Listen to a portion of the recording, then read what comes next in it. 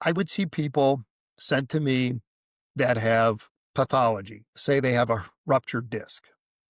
And the first question out of my mouth to them would be, where is your pain? And if they said, well, I have some leg pain, but really most of my pain is in my back, say it's 90% back pain, 10% leg pain, then realistically, you don't need an operation because I'm only going to help 10% of your problem with surgery because taking a ruptured disc out helps leg pain. It realistically does not help back pain in the long term. But I would see plenty of people that had surgery elsewhere with that very thing where they would take out the ruptured disc, person still has back pain, do the follow-up MRI in 3 months. Well, your ruptured disc is gone. I don't know what the problem is. Well, the problem is it wasn't going to help in the first place. Few people understand pressure like a spine surgeon.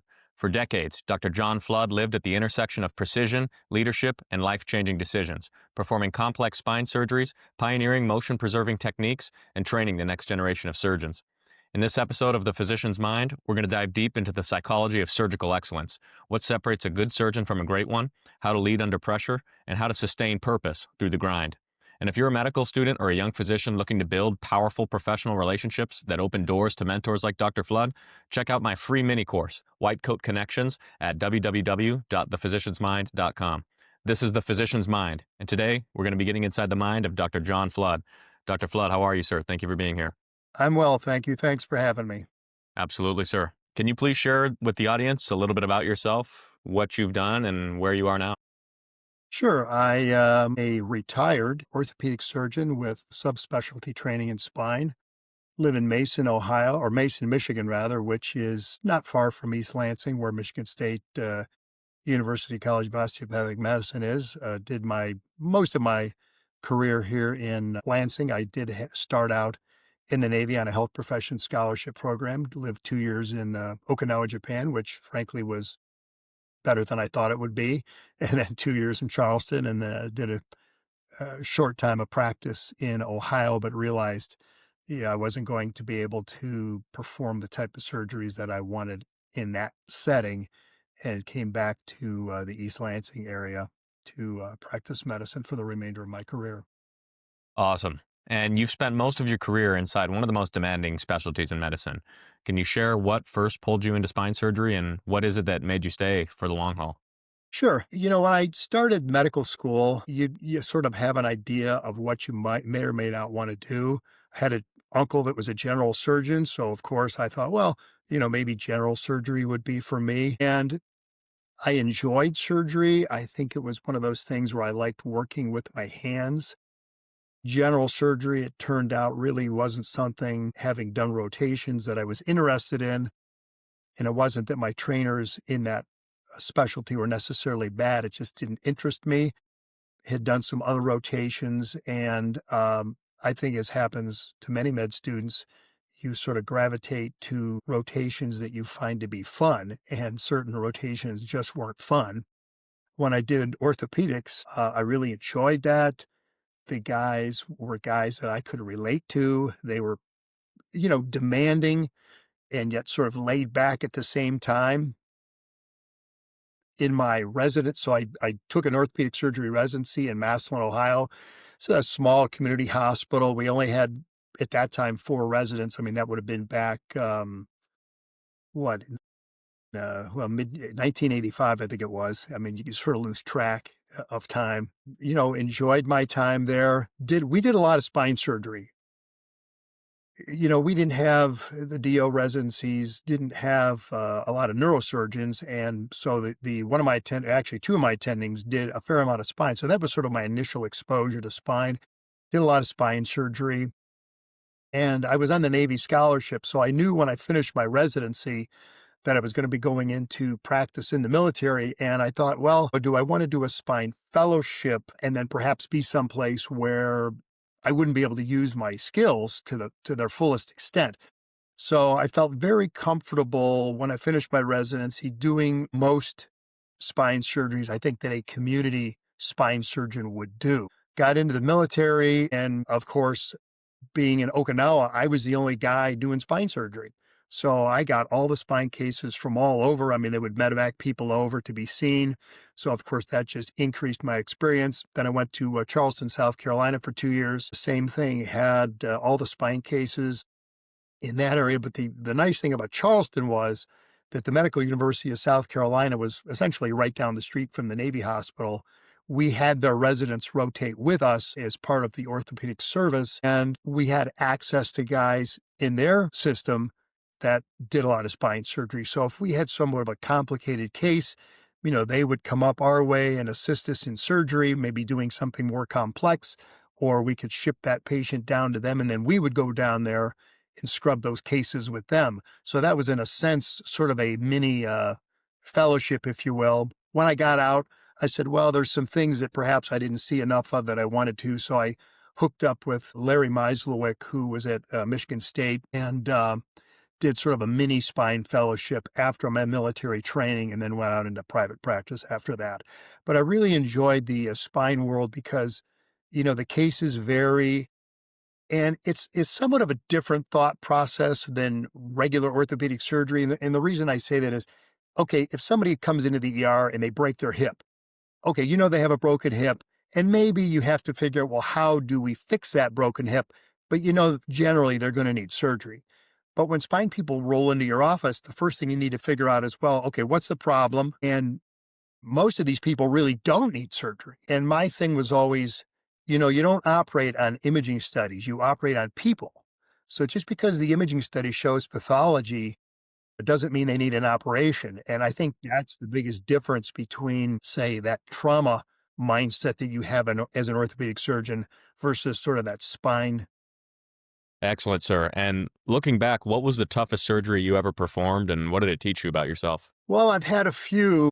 I would say the toughest surgery I performed was probably a revision lumbar surgery. So this individual had an operation somewhere else for spinal stenosis, which is a narrowing of the lumbar spinal canal, causing neurogenic claudication, which is pain in the legs when they ambulate. And the other surgeon had removed some of the pathology, but incompletely so. But unfortunately, a lot of your bony landmarks were removed in the process. So you've got a patient who has a lot of anatomy that's distorted. You have areas where the dura, doesn't have any bony pathology over it or any ligamentum flavum protecting it. So it was an interesting case, and I remember doing it with a resident. It was a good teaching case because you had to, A, figure out, okay, what's my plan of attack, and then B, execute that plan. And I liked it because it just taught the resident a lot of good surgical principles about, we're going to do an exposure. We can look at the imaging. We can see about where the dura is. So you know about how far down you can go in your exposure and still be safe and not have a dural rent that you have to then fix later, which is always a bit of a headache. And then moving from normal tissue to abnormal tissue and essentially outlining the abnormal tissue. And then once you have those edges identified, then you move in towards the spinal canal and then remove all that. So it was a very sort of methodical, somewhat tedious case, but it went great. And I think it just taught the person assisting me a lot of good surgical principles about how to go about tackling a challenging case. And in any case, I always tell the residents, you have your plan A, but then you got to have plan B and plan C because maybe plan A doesn't always work out. So you have to have multiple plans. You have to be prepared. I mean, that's the biggest thing, is being prepared for the surgery. One thing I always did was my biggest cases were always my first cases. You don't want to have a day of, say, chip shot cases and then your big cases at the end of the day, because then you're generally a little bit perhaps more fatigued. Maybe your staff is more fatigued. You want to be, on your A game on that first big case. And that was a really a case I enjoyed. Now, just a quick aside, I had another interesting case, challenging in a different way. I was draining an epidural abscess of the cervical spine in a patient that had some type of sepsis, developed the abscess in their spine. So we've got it exposed, you're just getting the purulent material out from the epidural space. I think we were just at the time had just finished washing out the space, really weren't doing anything in particular, maybe waiting them for them to hang another bag of saline. And then all of a sudden, we were monitoring this patient, neuromonitoring, and all of a sudden they're like, oh, we don't have any signal, meaning the spinal cord's not working. And you're like, well, that's not good. And I think the key there is you don't get too excited. It's like, well, that's odd, and it's like you sort of go through this process. Hey, what's the blood pressure? Everything okay? Well, turns out, long story short, there was a loose wire. But that's a bit of a, anxiety producing moment turning for a loose wire. But again, you just go through a process. You don't get bent out of shape and start yelling and screaming and, pulling your hair out. You just sort of methodically go through things. Hey, why don't you check it out? Check all the wires, make everything's okay. And that's all it was. And, at the end of the story turned out fine. Well, yeah, that's a lot of stress for a loose wire. Yeah, that was something else. So, at the time of your specialization and the beginning of your career, you were doing a lot of motion preservation and disc replacements when a lot of surgeons were mostly doing fusions. What was it that made you challenge the status quo so early? Well, I mean, motion preservation to me just made sense. And the motion preservation sort of experiment, if you want to call it initially that, because that's sort of what it was. I mean, I went back, I think, in the cervical spine to the season, lumbar spine, maybe to the 80s. And as with anything, the prostheses that were used, the materials just weren't up to the task. It wasn't that the concept of motion preservation was bad. It's just that the artificial discs for the cervical and lumbar spine weren't good. They just couldn't withstand the stresses. They didn't have good materials. Things would subside. They were, sort of that learning curve that happens when you have new technology. When I was introduced to the lumbar disc first, you go to the course, you talk to the people that are doing it, and it really made a lot of sense. Now, a couple of issues with the lumbar disc was, number one, it was really done to treat low back pain. And that is a whole nother podcast right there, just the discussion of treating low back pain, because that was always a bit tricky. I mean, in the what I called the perfect patient, you were at best going to have a 70% success rate. So that means 3 out of 10 people who should have been home runs failed your treatment. And so that was always disconcerting. But at least if you did an artificial disc versus a fusion, you felt like you at least preserved that motion segment, even though you perhaps didn't help the patient as much as you wanted to. The other problem with the lumbar disc is the insurance companies just for the longest time fought. They did not want to pay for it. They called it investigational. And again, that's a whole nother issue of itself that still goes on today. So our ability to perform that surgery was somewhat limited.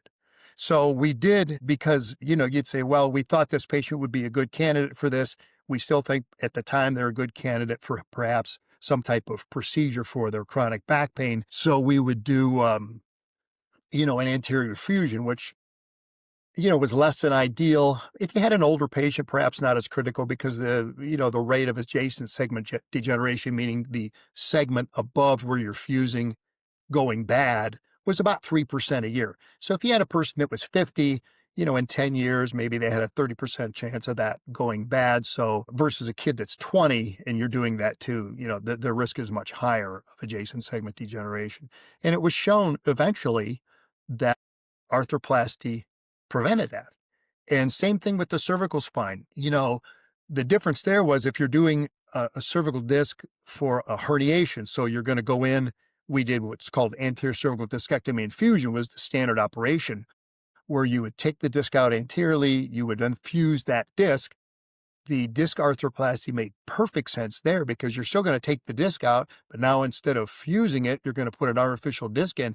And the operation was essentially the same operation. The only difference is, instead of putting a bone graft in, you were putting an artificial disc in. But again, even with that technology, it was very dependent on performing a technically sound operation. So you just didn't throw the disc in there and hope for the best. I mean, it had to be, well aligned. You couldn't overstuff it, meaning put too big of a disc in, because then you were sort of defeating the purpose. You would lose the motion that you were trying to preserve. And also, you couldn't do a lot of bony work. You couldn't burr a bunch of bone spurs off or do a lot of bony work because the implant may subside, or you could actually develop what's called, excuse me, heterotopic ossification, where a bone would form in the front of the disc space and essentially limit the motion or essentially remove it altogether. It would be a complete osseous bridge across this space. So your disc arthroplasty later on turned into a fusion. But I think for the purposes of the concept, it was a great idea. It just took a while for mainly the insurance companies to catch on and cover it. Absolutely. Yeah, insurance companies seem to always be a roadblock in medical innovation. Yeah, they can be. And just as a quick aside, I was seeing my primary care the other day, just as a routine follow up, and I see this sign in his window and it says, "We no longer offer telemedicine services through XYZ insurance company." So I said, "Well, what's that all about?" He goes, "Well, what they did is they slashed our reimbursement for telemed, but then what they did is they said, oh, by the way, we have our own telemed doctors that you can call." So What? they cut the primary care out and then they hire their own people. Wow. Yeah. So, but again, I don't want to, digress into those types of topics, but it's something, I've been doing this a long time and it's what you see, you It know. is. I bet it is. Now, in your opinion, sir, what is the difference between a technically good surgeon and a great surgeon? Well, there's a lot of technically good surgeons out there. And unfortunately, there's some technically bad surgeons too, but I won't talk about them. But the technically good ones, I used to tell the residents sometime we would see this case in a second opinion.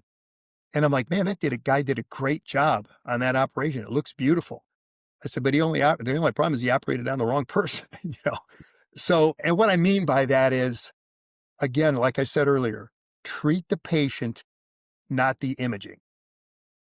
And so I would see people sent to me that have pathology, say they have a ruptured disc. And the first question out of my mouth to them would be, where is your pain? And if they said, well, I have some leg pain, but really most of my pain is in my back, say it's 90% back pain, 10% leg pain, then I would say, then realistically, you don't need an operation because I'm only going to help 10% of your problem with surgery because taking a ruptured disc out helps leg pain. It realistically does not help back pain in the long term. But I would see plenty of people that had surgery elsewhere with that very thing where they would take out the ruptured disc, person still has back pain, do the follow-up MRI in 3 months. Well, your ruptured disc is gone. I don't know what the problem is. Well, the problem is it wasn't going to help in the first place.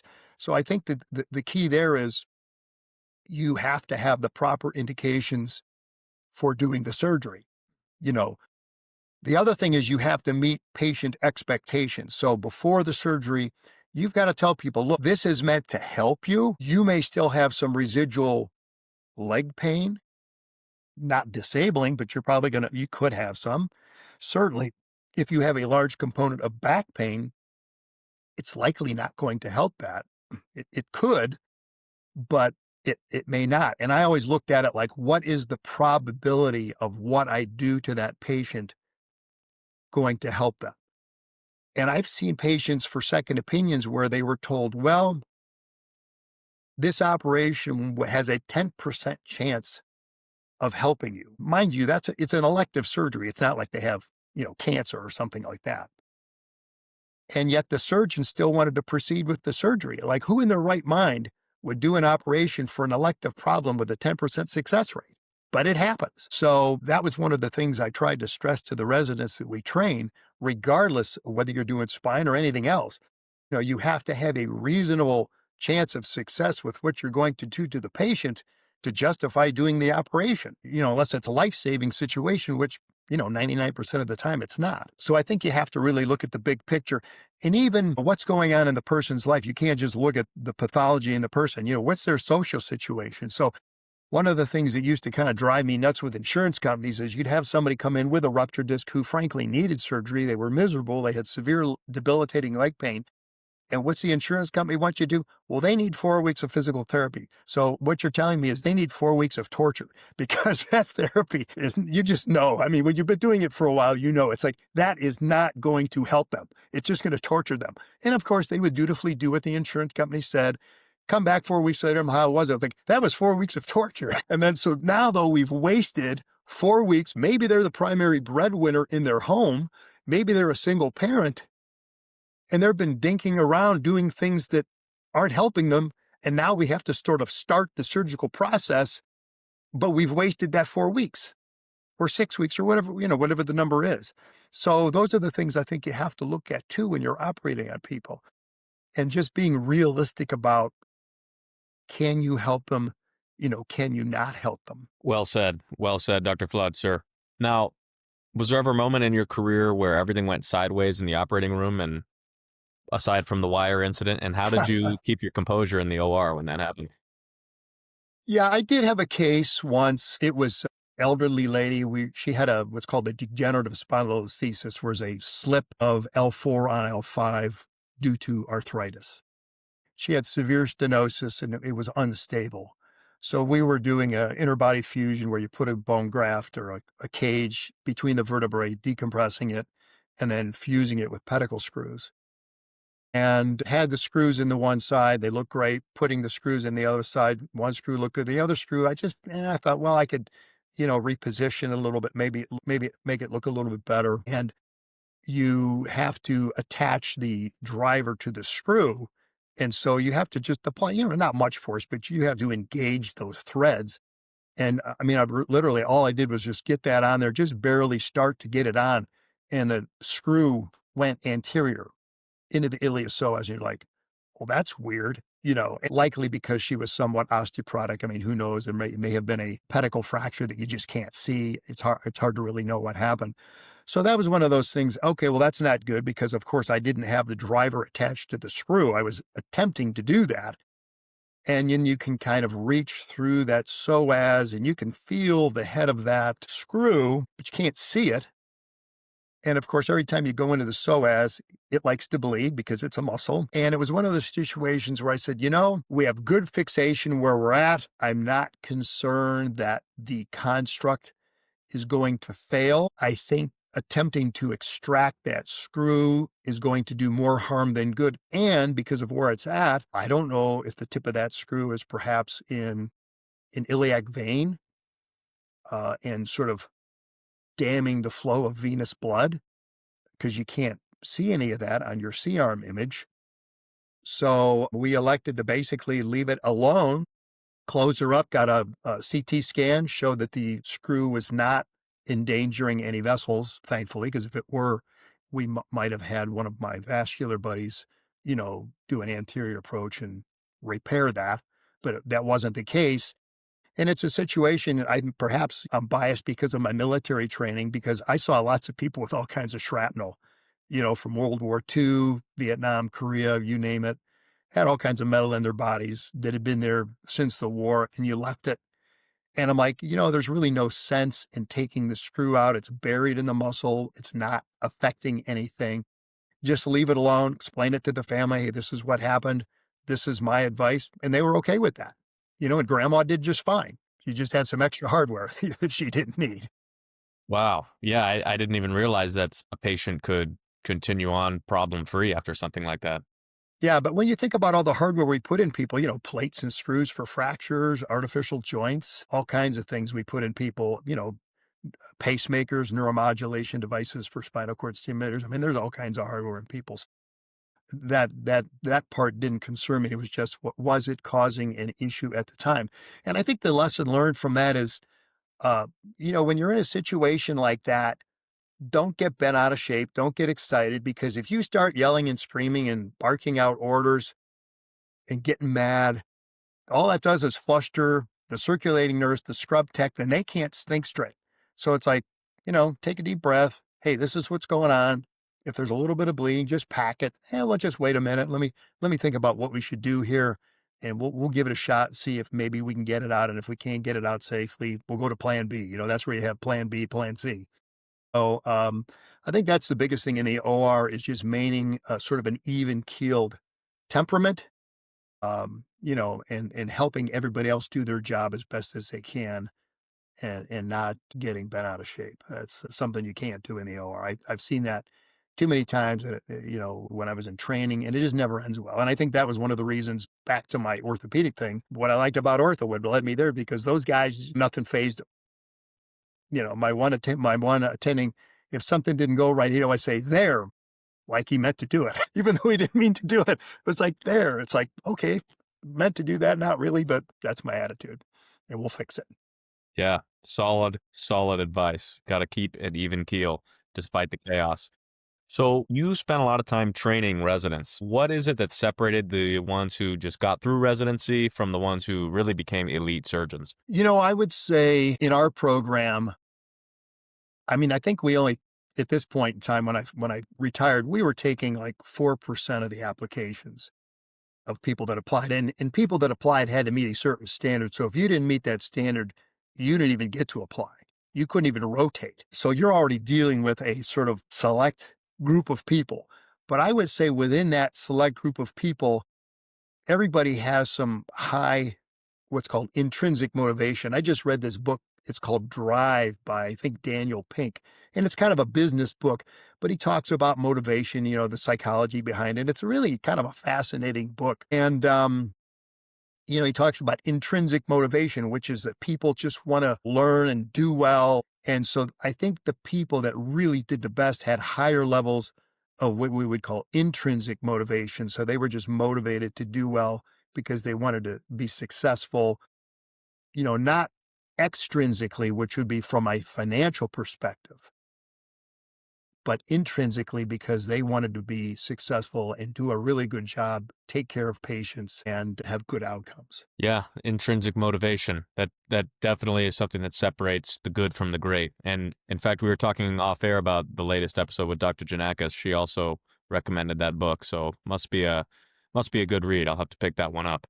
It is. And I think, just from my experience, as an orthopedic surgeon for 33 years, I find, maybe not so much today because obviously it's a different generation, but I saw, a lot of guys that were good at what they did, but their motivation was more extrinsic. And they would, I called it like the cattle call, not to disparage other orthopedic surgeons, but I mean, it's just an observation. And it was almost like, let's get as many people through the office as we can to, make as much money as we can. And that's just not, in my mind, a good way to practice medicine. You know what I mean? You have to do it for the right reasons. And I always told the residents, look, if you do a good job, you'll get more business than you can handle because people will like you and they'll have good outcomes. Fair enough. Fair enough. That makes complete sense. So while you were in that training position and in your early career and beyond, how did you handle the grind, the long hours, the high stakes, and the constant demand for perfection? People talk a lot today about burning out and being balanced, but I'd like to hear your perspective. Yeah. I think you sort of have to be grounded. I think if you are trying to do the best job that you can, you get some satisfaction from that. And it almost back to that extrinsic motivation. I think, it was perhaps, the tide is shifting a bit. I mean, you're having more and more employed physicians now. So that's a different dynamic because you've got perhaps somebody telling you, okay, you got to see this many patients, you have to do this and that and the other thing. So you're losing some autonomy. When I was in practice, I essentially set my own schedule. So if I wanted to see, 30, 40 patients, that was my choice. If I wanted to work till 5 or 6, that was my choice. So I made fairly concerted effort that I was going to work, from 8 to 5 regularly. I would get up 5 o'clock in the morning, which is early, but that was my military background, I guess. Go to the gym at 5:30, work out for 45 minutes, maybe a little bit longer at the office because in surgery days, you've got to get there a little bit earlier. So I've got that. You have your day seeing patients. Took a half an hour at lunch to maybe answer phone calls. So you're working pretty much throughout the day. Um, and, limiting call. I mean, of course, fortunately in Lansing, we had a lot of guys taking calls, so you weren't on call. When I was in Ohio or even in the military, you had 3 and 4 guys sharing calls, so you were a little bit busier. But then again, the type of call you had wasn't stuff that you had to go in for all the time. It could be splendid and seen in the office. And then, making time for your family, I think that's important. So I always made it a point to get to my kids' events, either at school, sporting events. There was a time where I actually coached hockey. I wasn't the head coach because I didn't want that responsibility, but I was assistant coach. I played hockey, played in men's league for many years, actually played up until COVID. So, but again, that was just a, 1 day a week thing, or maybe you'd pick when's in it. So my times were always where it didn't interfere with the kids' activities. And that's kind of a funny story because I remember we were in a championship game in our men's league, and my kids are like, you know, why aren't they going after the puck faster? And my wife was like, they are. That's all the faster they can skate. Oh, rather comical, but, it's like, yeah, okay, trying to live the dream, but I'll stick with medicine. But, so those are the things I think you need to do. Dr. Janakis, if I said her name right, or Ganakis, she had some good things and more sort of her era of, maybe reading a book or, doing this or that or the other thing, which I think is important. For me, it was working out and doing things with my kids and, not neglecting them because, I can tell you a lot of the guys that I had trained under, all they knew was medicine. And like either A, they wouldn't retire because they didn't know what to do, or B, when they did retire, they didn't know what to do. And yet in it, you felt kind of sad because some of them really didn't know their kids, because they missed all that. I mean, you only get one shot at it, right? So I think it's important to take that into account. Yes. Yes, sir. Well said. Well said. So, is there something that you wish every young surgeon understood before walking into their first case or beginning their career? Yeah, I would say, when you're walking into your first case, there's a lot of things you need to do. I mean, number one, you need to be prepared. Okay. There's the how to do surgery, which you learn in your residency, but there's also the why do you do surgery? It's so why that, and that should actually happen in the office. So why are you doing this surgery on this person? What are your indications? Is it going to help them? And that was one of the things I liked about the military because we would have a day where we would sit around and maybe we had somewhat of a complicated case that we were going to do. And I think in Charleston there was like 6 of us. Everybody had different backgrounds. Some guys had already done sports fellowships and what have you. And you would discuss this case like, hey, this is what I think I should do. What do you think? And you might get 3 different opinions about how to do the case, but the why was the same. Yeah, you needed to do this, and then the how was different. So, and then it was like, well, do whichever way you feel comfortable doing. Yeah, it needs to be done, and then just the how are you going to do it?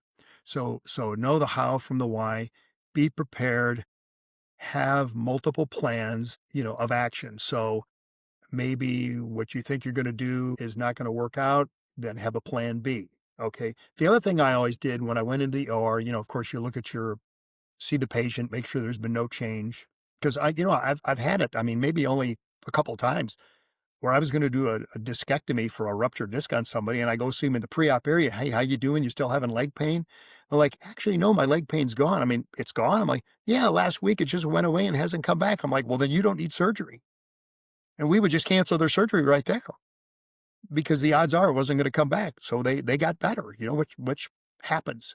I mean, so I'm like, if you're okay, I'm okay. And they're like, yeah, let's cancel. And I said, if something happens in the future, call me up. And most of these people did just fine. So, just make sure there's been no change. Go into the OR after you've reviewed your imaging and make sure that your scrub has everything you need. I would walk around the table. Hey, you got these, you got that. Oh, yeah, we got this, we got that. Might need these. Have them in the room. Don't open them, but have them in the room, so they're not opening a bunch of instruments unnecessarily because it adds to the cost. They might have to re-sterilize them if you don't use them. And the other thing is once you're doing that operation is ask for things before you need them. So if you're doing a case, say I was doing a, disc arthroplasty and I'm doing my exposure and I'm like, okay, I'm going to need the cast bar retractors. That's a retractor. I'm going to need the cast bars. Okay. So then that tells my scrub, I'm going to need these. So have them ready on your Mayo so that when I say I need the retractors, you've got them ready. So they can get that right. So they're always ready. They're a step ahead of you in a sense. So they're not like scrambling, oh, I got to find it and do this and that. And it helps them do their job easier. So those are the kind of things I think will help a surgeon going into the operating room. And again, just doing, what's best for the patient. Do what you think is the right thing to do for that person with that particular situation. And do you have a leadership lesson from your years of experience that applies just as much to business or life as it does to surgery and medicine? Yeah, I think a leadership lesson would be treat other people with respect. Sometimes when I would be on the phone, my wife would be listening. Maybe I'm talking to the emergency room or the floor, or whoever it may be early in my career. And she had worked in a hospital in the medical staff office. And she would always say, oh, orthopedic surgeons can be kind of cocky sometimes. I'm like, is that me? you know, on the phone? She goes, well, it sounded that way. I'm like, oh, I was just trying to get my point across. But then, a little self reflection. It's like, well, maybe I need to reevaluate how I talk to people. But, sometimes I do get a bit animated when I get on my soapbox. But, so it's like one of those reflective things. If it's coming from her, it's probably true. You know what I mean? And so I think, treating people with respect, it's a team. You're part of a team. So don't think we call in medicine like the captain of the ship. Yeah, you're captain of the ship. But, the ship's not sailing if you don't have crew to make it go, right? So treat everybody with respect. Everybody's trying to do a good job. We used to have a lot of people, the scrub students, nursing students would come into our room. There was Linda she worked with me for probably 20 years. She was my scrub. She was employed by the hospital, and then she actually came to work with me. And, you know, people like coming into our room because we would make things challenging for them, but we never belittled them. We never yelled at them. There was no profanity in our room. It was just a very good environment. And we never played music. And I'm not against people playing music, but my thing was music was a distraction to the people in the room. I don't want you listening to your music when I'm trying to do an operation. So that was one of our things as well. So I think, and I think if a young surgeon wants to be in a leadership role, you have to go, in the hospital. Okay, you do your thing as an orthopedic surgeon, but maybe you need to get on some either hospital committees or the specialty societies that you may belong to. I was on our board of orthopedic surgery, the DO board test committee for a number of years where we would write test questions. We would do oral exams. That's kind of what I did. Was on a couple committees. You get involved in the community, whether it's, volunteering, whatever the case may be. Even now that I'm retired, I volunteer teaching third and fifth graders reading and math. Mainly because probably anything beyond fifth grade math, I don't know if I could handle it, but, that's why I'm a surgeon, not a biomedical engineer, which is earlier on in my days, I thought I wanted to be until I looked at all the math. I'm like, yeah, I can't do this. Doing things like that. And I do think, as an orthopedic surgeon, any physician, frankly, I grew up with my uncle who, things were a little bit different back then when he was a surgeon in the 50s and 60s. And, I think you have to hold yourself to a higher standard. I really do. I think that's important. And, maybe sometimes we get away from that. And, I don't think you can take for granted what you're doing. You're taking care of people. I mean, they're letting you operate on them for crying out loud. So I think you have to remember that every day. It's easy to sort of take that for granted and just sort of think, oh, this is, no big deal, just another operation. Well, maybe to you it is, but to the patient, it is a big deal. Maybe it's their first operation and they're scared. You have to sort of allay their concerns. Absolutely. Absolutely. Is there any advice you would give to medical students or residents who want to build not just a career, but a legacy in medicine? Well, I would say some of those things I just mentioned, but, the bottom line is really always, try to do what's best for the patient that you see. And, another thing that just came to mind, I think is sometimes, my practice was referral only.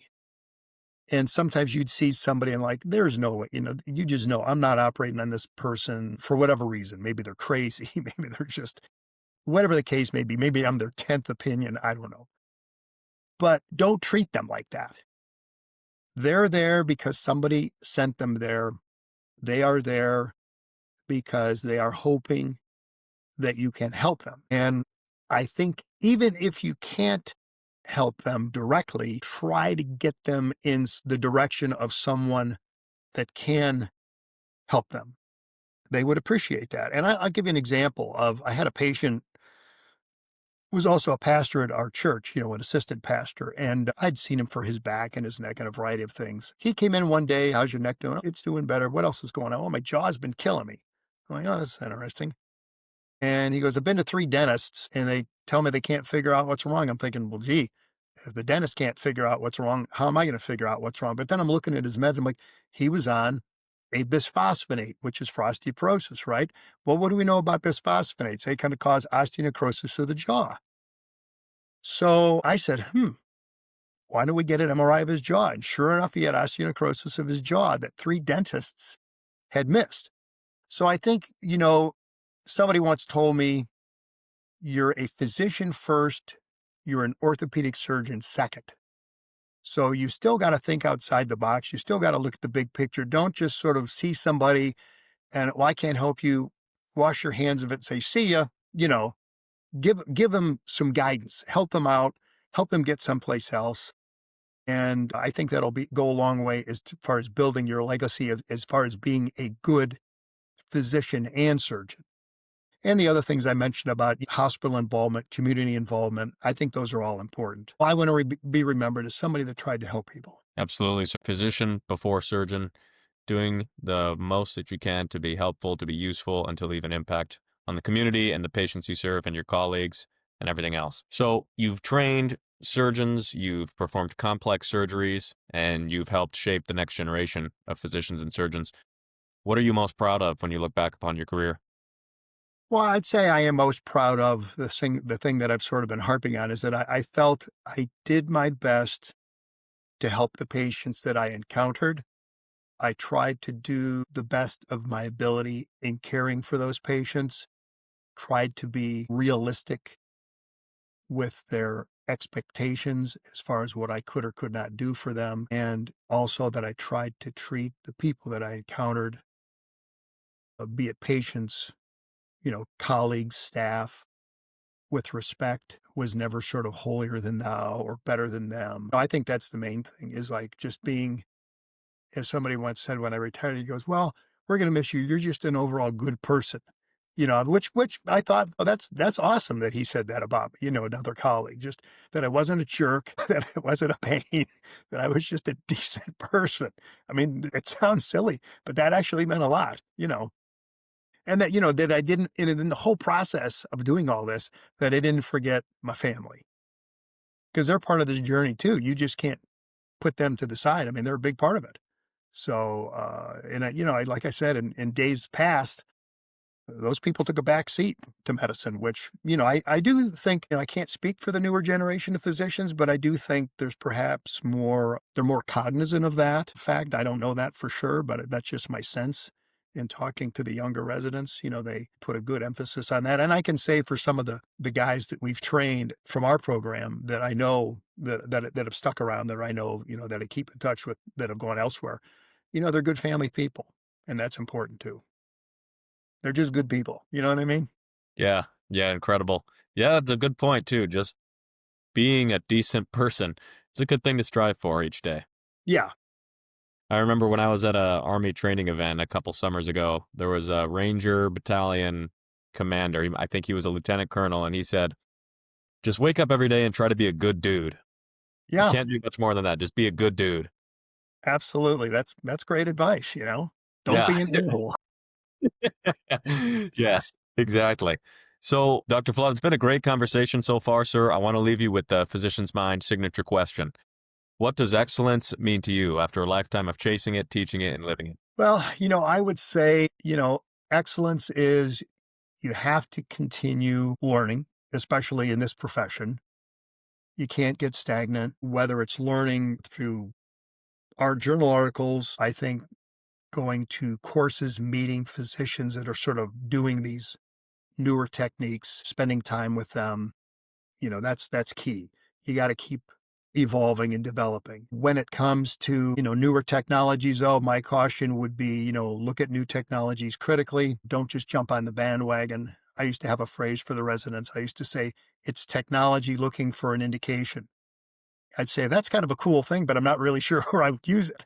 You know, so don't just jump at it, say, "Let's do this." Make sure it's gonna actually has a function and it's not just something that somebody's trying to sell you, because let's face it, that is the rep's job in a sense. They want you to buy their product. And I think just being an overall decent person to people, striving to do your best for your patients, treating people with respect, they're simple things, but I think simple things, sometimes go a long way. It doesn't have to be anything real esoteric. Just be a nice person to people. I think, you know, you know how that is. I mean, you remember people that are nice and you remember people that are jerks, and you want to surround yourself with people that are nice. So, and it's pretty simple. I don't have any sort of magic sort of sauce for that, but I mean, that's my 2 cents. And I'm sure other podcasters maybe have more lofty ideals than I do, but I try to keep it simple. Thank you, sir. Folks, you've been listening to the Physician's Mind podcast. I'm Curtis Wilkerson, and this has been a great interview with Dr. John Flood. Dr. Flood, thank you again. You're welcome. Hopefully, I've imparted some bit of knowledge to your audience, and they can glean something from it. Absolutely.